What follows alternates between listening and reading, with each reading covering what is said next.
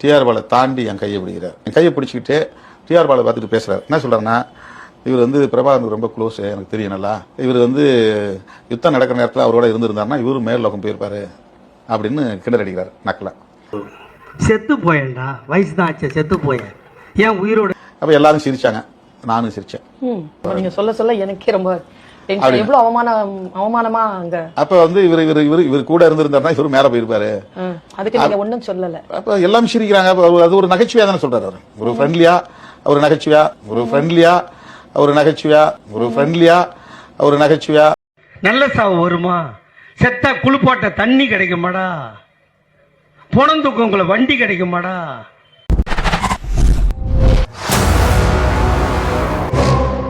வணக்கம் இடம்பலம் நேயர்களே. மோடி அனுப்பின ஈடிய சும்மா லெஃப்ட் ஹேண்ட்ல டீல் பண்ணிட்டு இருக்காரு தமிழ்நாட்டின் டாடி. நீ வேற நடந்தது தெரியாம பேசிட்டு. ரஜினி கமல் சேர்ந்து நடிக்கிற படத்தை டைரக்ட் பண்றது நெல்சன். ஆனா தமிழ்நாட்டையே டைரக்ட் பண்றது ரைசிங் சன். அதை யாரும் மறுக்க மாட்டீங்கன்னு நினைக்கிறேன். கருணாநிதி சின், அது கரெக்டா இருக்கும். சன்னுங்க, சின் சன் சின். ஏஐ சப்மிட் எங்கேயோ நடந்துட்டு இருக்கு. ஆனா தமிழ்நாட்டுல சிட்டி த ரோபோட்டா வந்து பாத்தீங்கன்னா வந்து ஆட்சியை நடத்திட்டு இருக்க. அது வந்து ஏஐ சப்மிட் இங்க நடக்கிறது. ஐ சப்மிட். என்னமா சின்ன பழம் வச்சிட்டு அடிக்க கிட்ட வந்து பேசாதயா. பேட்ஸ்மேன் அடிக்குது. ஓ அதுக்கு தான் சென்ட் அடிக்கறியா? ஆமாங்க. இது ஆமாவா? ஓட்ட கொய்யா. தேமுதிக அப்படிங்கிற பழம் பால்ல நழுவி விழுறப்போ வந்து பாத்தீங்கன்னா கட்டுமரம் அவர்கள் இருக்கப்பவே அந்த பால்ல விழும் இல்ல. இப்பயே விழுந்துச்சுன்னு நினைக்கிறீங்க? இப்போ வந்து கெட்ட மரத்தினால அது என்ன ஆச்சுன்னா பழம் அழுகி பால்டாயிலில் விழுந்து விட்டது. எடப்பாடிக்கு டஃப் கொடுக்கும் ஜிம்பாடி, சீமானுக்கு சிம்ம சொப்பனமாய் விளங்கும் ஹீமேன், சினிமாக்கு எஸ்எஸ்சி கொடுத்தது விஜய், அரசியலுக்கு ஸ்டாலின் கொடுத்தது உதய். இப்பொழுது நீங்கள் விடாதீர்கள் கதை. இந்த மாதிரிலாம் வேணாப்பா, காது குத்திட்டாங்கப்பா. பாருப்பா, உங்க நம்பிக்கையை காப்பாத்துற மாதிரி தான் நான் உழைச்சுக்கிட்டு இருக்கிறேன். இன்னும் சொல்லட்டுமா, என் சக்திக்கு மீறி உழைச்சுக்கிட்டு இருக்கிறேன். வாக்களித்த மக்களுக்கு மட்டுமல்ல, வாக்களிக்காத மக்களுக்கும் சேர்த்துதான் உழைக்கிறேன். எவ்வளவு பிட்டு இழத்தாப்பா அந்த காதுக தாங்க. வாங்க எம்புட்டு போய் லேசா புழுனாவே கண்டுபிடிச்சிடறாங்கல்ல. அது சரி, அவங்கள நம்ம வாயை பார்த்து பார்த்து வருஷ கணக்கா பழகிட்டாங்கல்ல, கண்டுபிடிக்கத்தானே செய்வாங்க. தமிழ்நாட்டுக்கு ஒரு ஆபத்துனா அறுவை சிகிச்சை செய்யக்கூடிய ஒரு டாக்டரா மாறிடுவாரு. தமிழ்நாட்டுக்கு ஒரு சோகம்னா ஒரு நர்ஸா அன்பா வந்து பார்த்துப்பாரு. தமிழ்நாடு படுக்க போகுதுன்னா ஒரு ஸ்ட்ரெச்சர் தூக்குற கம்பவுண்டராவே வந்து மாறிடுவாரு. அந்த வேலைக்கு கூட லாய்க்கு கிடையாதவர் தான் ஸ்டாலின். அப்படின்னா நீங்க ஒரு செல்லா காசுன்னு சொல்லுங்க. சமீப காலமா இந்த திமுக மீட்டிங்ஸ்ல நீங்க பாத்திருப்பீங்க. இந்த இளைஞரணி தம்பிகள் என்ன பண்றாங்கன்னா, தலைவரை பார்த்த உடனே உதயநிதி ஸ்டாலினை பார்த்த உடனே ஒரு உணர்ச்சி மிகுதியில என்ன பண்ணிடுறாங்கன்னு பாத்தீங்கன்னா, இந்த துண்டை தூக்கி அடிக்கிறாங்க. நான் ரெடின்னு சொன்ன உடனே எந்த டைரக்ஷன்ல வந்தாலும் என்ன அட்டாக் பண்ணுங்க. அதை எப்படி தடுக்கிறீங்களா மட்டும் வாட்ச் பண்ணுங்க. அதாவது தலைவர் வண்டியில படுது, முதலமைச்சர் மேல படுது, துணை முதல்வர் மேல படுது, அவங்க மேல இந்த துண்டுகள் போய் படுது. ஆக்சுவலா நம்ம அவங்களுக்கு போட்டிக்கு செய்யணுமானா கண்டிப்பா கிடையாது. சோ தயவு செஞ்சு திமுக இளைஞரணி தம்பிகள் இனிமேட் ஆச்சு, உங்க சந்தோஷத்தை இப்படி காட்டுங்க, இப்படி காட்டாது. எனக்கு வருத்தம்ப்பா, எனக்கு ரொம்ப வருத்தம். இத்தனை நாள் என் கூட பழகிட்டு இப்படி பண்றீங்க, அதிகமா இருக்குதா?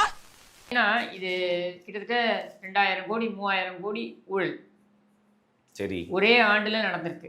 இந்த கதாநாயகன் யாருன்னு பாத்தீங்கன்னா, நம்ம எல்லாம் நினைப்போம் ஸ்டாலின், உதவாநிதி, நேரு, அமைச்சர், இவங்க பேர்லாம் இடம்பெறுது. ஆனால் இதுல கதாநாயகன் யார பேரை வந்து இடி பல இடங்கள்ல குறிப்பிட்டிருக்கு அப்படின்னு பாத்தீங்கன்னா, கவி பிரசாத் தர்மன். கம்மினே அட பாவி, ஆளை பார்த்தா டம்மி பீஸா இருக்க, பயங்கரமான ஆளா இருக்கேடா.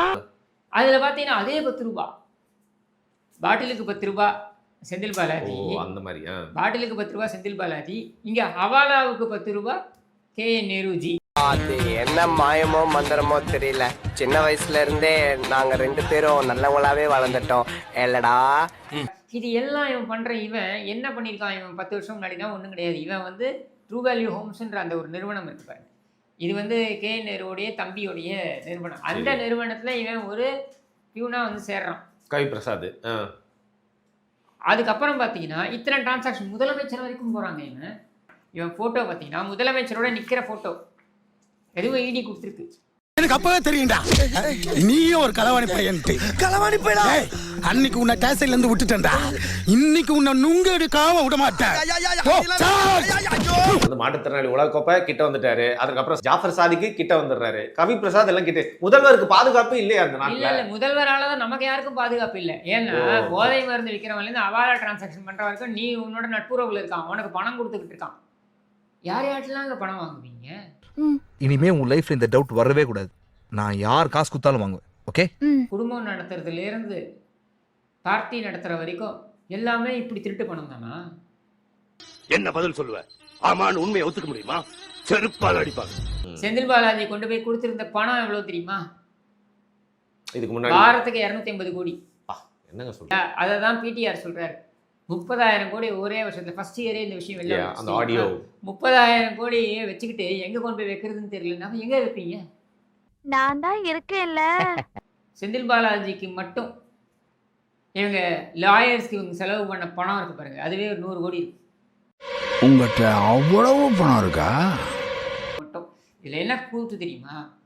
தமிழ்நாடு அரசாங்கத்துடைய பணம் செலவு செய்யும், செந்தில் பாலாஜியோட பணம் செலவு செய்யப்படும். எனக்கு புரியலங்க. ஆயிரக்கணக்கான கோடிகளை சம்பாரிச்சு வச்சுட்டு கேஸ்க்கு கூட செலவு பண்ண மாட்டாங்க. அதுக்கு அதுக்கும் நம்மளோட பணம், நம்ம பணத்தை திருடி நம்ம பணத்தை திருட்டாங்கன்றதை Case இது கண்டுபிடிச்சோம்னா அந்த கேஸுக்கும் நம்ம பணத்தை வச்சே வாதாடுறது. இது கருணாநிதி தனம்னு சொல்லாம வேற என்ன சொல்லி? என்னடா புத்தலாட்டாது?